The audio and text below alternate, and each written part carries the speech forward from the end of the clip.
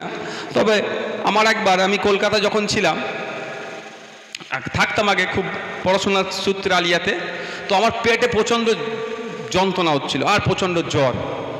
তো আমি কলকাতার কোনো এক বেসরকারি হসপিটালে নিয়ে গেছি আমাকে। একটা গল্প তাহলে শুনবেন ভাই, এই প্রসঙ্গে সেটা শুনুন। নিয়ে গিয়েছে, নিয়ে যাওয়ার পরে সব কী সব করলো, ইউএসজি ফিউএসজি না ওইসব কী বলে, এইসব করলো, করার পরে বলছে পেটে পাথর হচ্ছে, ইমিডিয়েট অপারেশন করতে হবে।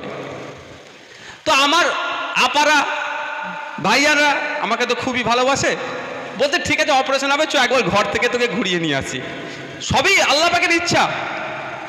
মানে আমি ওখানে শুয়ে শুয়ে ভাবছি, তখন আমি পড়াশোনা আর খেলাধুলা করতাম, যে অপারেশনটা মাইক্রো করব না বড় করব। মাইক্রো করলে কদিন পরেই খেলতে পারবো, বিশ্বাস করুন। আর বড় অপারেশন মানে নিজের কাটা ছিঁড়া করে তাহলে কদিন পরে হবে। সেও আমি জিজ্ঞাসা করলাম, যে নার্স এসেছিল, যে ম্যাডাম এইটা কতদিন হতে পারে, আমি জানি অপারেশন করতে হবে। তো আমাকে যতদিন একদিন বলেছ একদিন পরে 2-4 দিন, মানে ঘরে নিয়ে যায় 2-4 দিন পরে অপারেশন করতে হবে। আমি এটা বলার কারণ, এটাকে শুধু বলছি যে কি সিস্টেম চলছে আজকাল। তো ফিরে এসেছি, ফিরে আসার পরে আমার যে বড় জামাইবাবু দুলাভাই শিশুদের ডাক্তার শিয়াখালা বাজারে বলে চলো ওর কাছে নিয়ে যাও, ওনার কাছে। শিশুদের ডাক্তারের কাছে আমাকে নিয়ে গেছে। তার সাথে খুব একটু ভালো সম্পর্ক। তো গিয়ে আমাকে ডাক্তারবাবু বললেন কি হয়েছে বাবু, আমি বললাম এই হয়েছে। তো বলছেন উনি কতদিন ধরে হয়েছে, 6-8 মাস ধরে এই ধরনের যন্ত্রণা জ্বর আসছে। আমি না এই 2-4 দিন হলো। বলছে আপনি কি করেন? আমি বললাম আমি পড়াশোনা করি আর খেলাধুলা। তখন আমি ন্যাশনাল লেভেলে ভলিবল খেলতাম, দুটো ছাড়া আর কিছু ছিল না। যখন খেলাধুলা বললাম তো বলছে কি খেলেন, কেমন প্র্যাকটিস করেন না করেন, আমি সব শুনলো।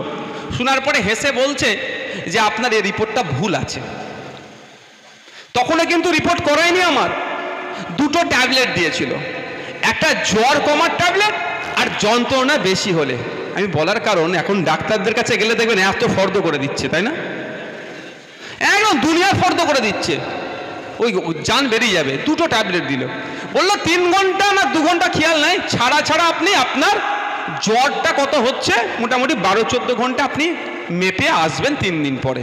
3 দিন পরে গিয়েছি, বিশ্বাস করুন শরীরে আর কোনো যন্ত্রণাই আর কিছুই নাই।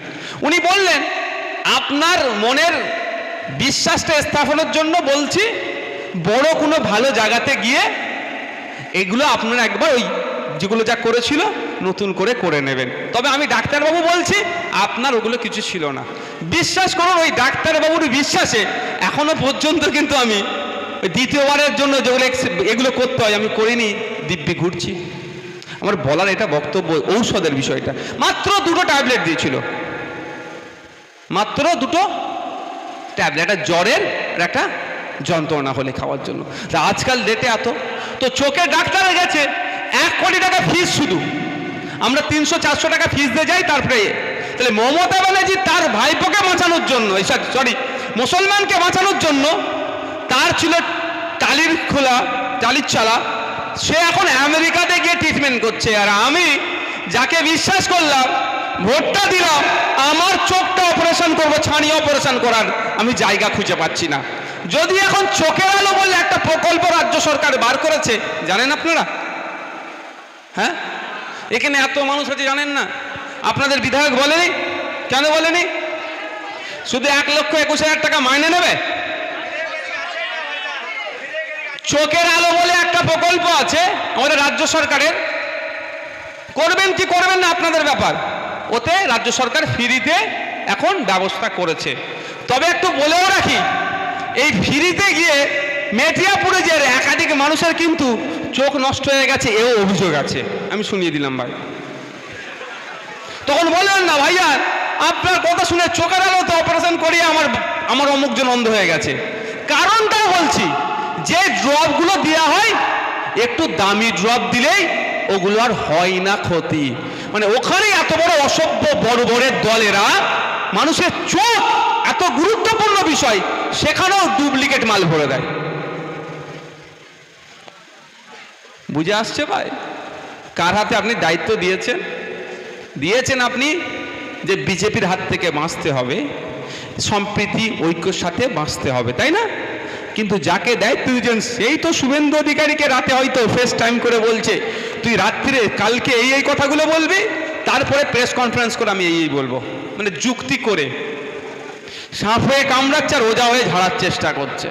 নাহলে বলুন, শুভেন্দু অধিকারী যেভাবে রাত দিন হিংসাত্মক কথা বলে বেড়াচ্ছে রাজ্যে, যে কোনো টাইম আমাদের সম্প্রীতি বিনষ্ট হবে না, আমাদের ঐক্য বিনষ্ট হবে না, হিন্দু মুসলমানের মধ্যে সমস্যা বেঁধে যাবে না, মাদ্রাসা মসজিদ ওয়াকাফ সম্পত্তি আপনার বাংলাদেশি বলে জিহাদি বলে যেভাবে গালাগালি করছে, ধরে তা তখন জেলে রাখা দরকার শুভেন্দু অধিকারীকে। মমতা ব্যানার্জি করেছে? কেন করেনি? এফআইআর পর্যন্ত হয়েছে, পুলিশ এফআইআর করেছে, কেন করেনি? কারণ আছে। শুভেন্দু অধিকারী যদি বলা বন্ধ করে দেয়, আপনার মনের মধ্যে বিজেপির যে ভয়টা ঢুকিয়ে রেখেছে সেটা থাকবে কি? বিজেপিকে তো ভোট দেওয়ার কোনো প্রশ্ন আসছে না, ফলে আপনারা আইএসএফকে দেবেন বা আরও যে সমস্ত ধর্মনিরপেক্ষ দলগুলো আছে তাদেরকে দেবেন, তৃণমূলের পাল্লা হালকা হবে। তাই শুভেন্দু অধিকারীকে দিয়ে যত ভয়ঙ্কর ভয়ঙ্কর কথা বলাতে পারবে, তত মুসলমানরা ভয় পেয়ে তৃণমূলের কোলে উঠে বসে থাকবে। আর তৃণমূলের কোলে উঠে বসার প্রতিদান কুকুরের সন্তানরা মিড ডে মিলের খাবার খেতে পাবে, আর আপনার সন্তানরা সেটাও পাবে না। প্রতিদান আপনাদের দিচ্ছে। এবার দেখুন আগামীতে কি করবে। অভিষেক ব্যানার্জি তিনি চোখের ট্রিটমেন্ট করতে কোথায় যায়? কোথায়? আমেরিকাতে যায়। শুনেছি আমি তার অসুস্থ, যাতে তিনি তার দ্রুত সুস্থতা হয়, চোখ যাতে ভালো হয়ে যায়, আমরা সকলে মিলে প্রেয়ার করব। আমার চরম শত্রু হলো সে সুস্থ থাকুক, এটা আমরা সব সময় চাইব। এতে কোনো অমত আশা করছি কেউ হবে না। কিন্তু আমার প্রশ্ন তো গুটি কয়েক থেকে যাবে।